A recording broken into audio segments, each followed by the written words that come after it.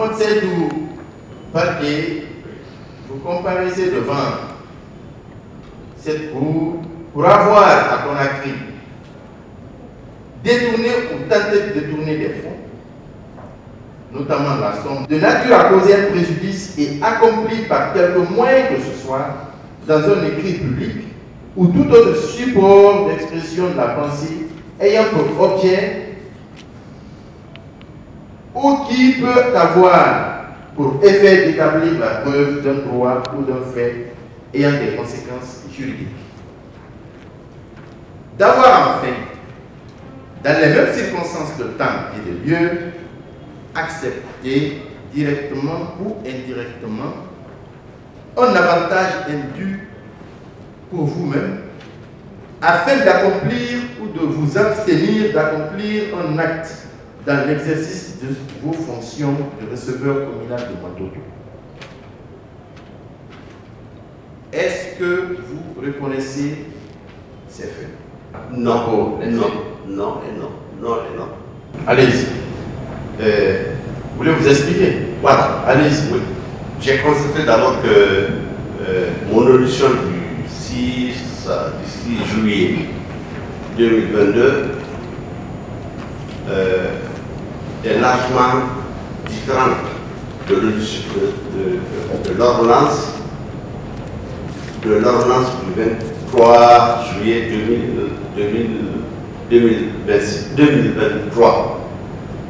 Ça veut dire que tout ce que j'ai eu à dire devant le président Amadou Sékou n'a pas été pris en compte dans l'ordonnance signée par le président Bayou. Donc ça veut dire que tout ce que j'ai eu à dire devant le président Amadou n'a pas été pris en compte par le président Bayou. Ça, c'était la première remarque. Je vous disais, les questions que vous m'avez posées, je vous disais que non, non et non, et je m'explique. Je suis un comptable du Trésor. J'ai été receveur de la commune de Matoto. Un receveur d'une commune ne peut pas se permettre de prendre l'argent de la pension, le salaire, sans que cela nous crie. Moi qui suis devant vous, je bénéficie maintenant de la pension. Chaque fois que le mois arrive, je précise le bonus de cette pension-là. Et je ne peux pas aller à une caisse, là où ma pension est assignée, me présenter et qu'on me dise que la pension n'est pas puissante, qu'il y ait un scandale. Ce n'est pas possible. Je vous explique un peu comment un trésorier préfectoral, par exemple, un trésorier préfectoral, par exemple, de Toubreka, ou un receveur communal du trésor de Matoto, comment ça fonctionne? Bon, nous sommes, on va s'entraîner. Oui. Vous êtes suivi en qualité de receveur communal. Oui. Quelles étaient vos attributions? Là, quelles étaient vos attributions? Mes attributions, c'est juste de recevoir les fonds du trésorier principal de la ville de Conakry pour payer la pension civile et militaire et les salaires. La pension civile et militaire et les salaires. Ces fonds sont mis à la disposition de qui avant qu'ils ne soient payés? Ils sont mis, avant qu'ils ne soient payés aux endroits, ils sont mis à ma disposition. À votre disposition? Oui. Et vous avez une caissière? Ah, oui, oui. Oui. La caissière, est-ce que la caissière a la possibilité de faire un décaissement sans votre autorisation? Non, elle ne peut pas. Parce que le chèque, quand le montant du chèque est déposé à la banque centrale, c'est la caissière qui part. Je fais un chèque, j'établis un chèque. Pour un montant bien précis, c'est la caissière qui part. C'est vous qui émettez les chèques? Ah, bien sûr. C'est vous qui établissez les chèques? Oui. Vous, durant quelle période? Autrement dit, vous avez été receveur pendant combien de temps? Ou de quelle année à quelle année? C'est votre première année. À Matoto ou ailleurs? À Matoto. À Matoto? Oui, à Matoto, depuis 2016 ou 2017. Jusqu'à 2022. Jusqu'en 2022. Oui. Fin 2022. Fin 2022. Oui. Pendant ce temps, vous avez établi beaucoup de chèques. Oui. Vous savez, ce qui vous est reproché, il est dit. Ce qui ressort de l'ordonnance d'envoi. Oui. La page, s'il vous plaît. Que. Poursuivre avec vous. Hein? La page, poursuivre avec vous, s'il vous plaît. Bon, quand vous prenez par exemple la page numéro 13. 13, attends, merci. De l'ordonnance donnant lieu partiel de renvoi devant la chambre de jugement. Oui. Il vous est reproché d'être dans l'impossibilité de fournir les pièces justificatives relatives au paiement des fonds, autrement dit des pensions. Je peux? Oui. J'ai fourni toutes les pièces à la cour. Toutes les pièces. J'ai fourni toutes les pièces. Il y a 40. Lesquelles par exemple?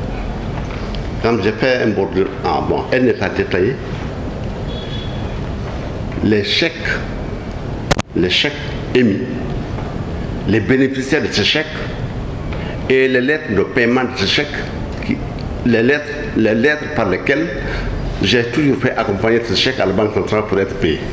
Lorsque vous prenez par exemple le bordereau en date du 11 mars 2022.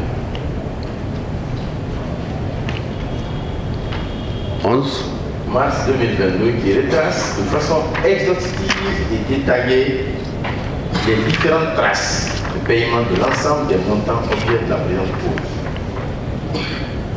Bordereau 11